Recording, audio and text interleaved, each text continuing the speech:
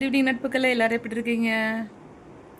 நம்மள நிறைய பேருங்க நான் நான் உட்படங்க நம்ம பாசமாக இருக்கிறதுனால நம்ம என்ன பண்ணுறோன்னா நம்மளோட சொந்தங்களுக்கு உறவுகளுக்கு நெருங்கிய உறவுகளுக்கெல்லாம் வந்து சில சமயத்தில் அவங்க கஷ்டப்படுறாங்க. அதாவது மனதளவுலையாக இருக்கட்டும், உடல் அளவில் இருக்கட்டும், எக்கனாமிக்லியாக இருக்கட்டும், கஷ்டப்படுறாங்களேன்னு சொல்லிட்டு நம்ம அவங்க கேட்காமலே நம்ம சில சமயத்தில் உதவி பண்ணுவோம். கேட்காமலே வந்து அவங்களுக்கு தேவை அன்பு தேவைன்ற அந்த இது அவங்க ஃபீல் பண்ணாத சமயத்தில் கூட நம்ம வந்து அன்பை வந்து அப்படியே அவங்க அவங்க அவங்க மேலே கொட்டுறோங்க. அவங்களுக்கு அது டிஸ்டர்ப் ஆகிற அளவு கூட நம்ம பண்ணுறோம். அது வந்து நம்ம இயல்பு தான். அது பாசமாக இருக்கிறதுங்கிறது ஒரு நல்ல விஷயம், தப்பு கிடையாது.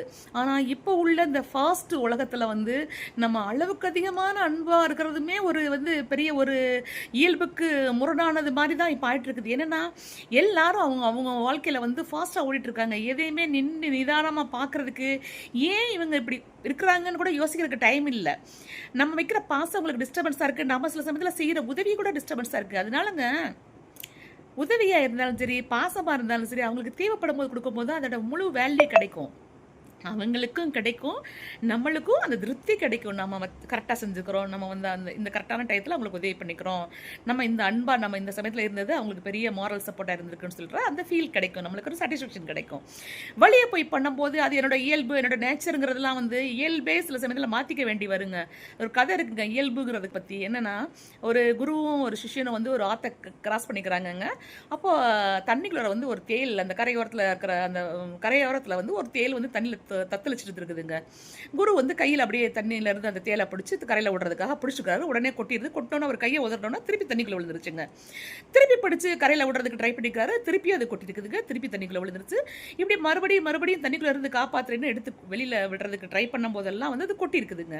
அப்போ ஒரு 4 வாட்டி கொட்டு வாங்கினோன்னா அவர் சிஷியன் கேட்டிருக்காரு, என்ன குருவே அது உங்களை இத்தனை வாட்டி கொட்டுது, நீங்கள் திருப்பி அதை காப்பாற்றுறேன்னு சொல்லிட்டு நீங்கள் எடுத்து அதை காப்பாற்றுறதுக்காக நீங்கள் கையில் இவ்வளோ கொட்டு வாங்கிட்டு இருக்கீங்களேன்னு. அது குரு சொல்லிக்கிறாரு, கொட்டுறது தேலோட இயல்பு. ஒரு உயிர் தவிக்கும் போது துடிக்கும் போது அதை காப்பாற்றி விடுறது மனிதரோட இயல்பு அப்படின்னு இருக்காரு. நம்ம மனுஷங்கன்னு. அது வந்து கதைக்கு ஓகேங்க. ஆனால் இப்போ ப்ராக்டிக்கலாலாம் நம்ம இயல்புன்னு சொல்லிட்டு இந்த மாதிரி இத்தனை வாட்டி கையை கொடுத்து கொட்டுவாங்கன்னா கை எண்ணத்துக்காகும். அப்படிதாங்க மனசு எண்ணத்துக்காகும். உதவி பண்ணி உதாசீனம், அவமானம், அலட்சியம் அது கிடைக்கும் போது நம்ம மனசு என்னாகும்? அந்த கொட்டு வாங்கின கைமாரி தான் வலிக்கும் மனசு. அதனாலங்க உதவி தேவைப்படும் போது செஞ்சாதாங்க அதுக்கு வேல்யூ. கொடுக்குறவங்களுக்கும் வேல்யூ, பெறுறவங்களுக்கும் வேல்யூ. ஓகேங்க, நம்ம உதவி பண்ணணும் கட்டாயம். அவங்களுக்கு தேவைப்படும் போது வெளியே போய் அன்பையும் உதவியும் கொட்டி அவங்கள வந்து நாம டிஸ்டர்ப் பண்ண வேணாங்க. எனிவேஸ், வீடியோ பிடிச்சா லைக் பண்ணுங்கள், கமெண்ட் பண்ணுங்கள், சப்ஸ்கிரைப் பண்ண மறந்துடாதீங்க. Thank you, bye, love you all.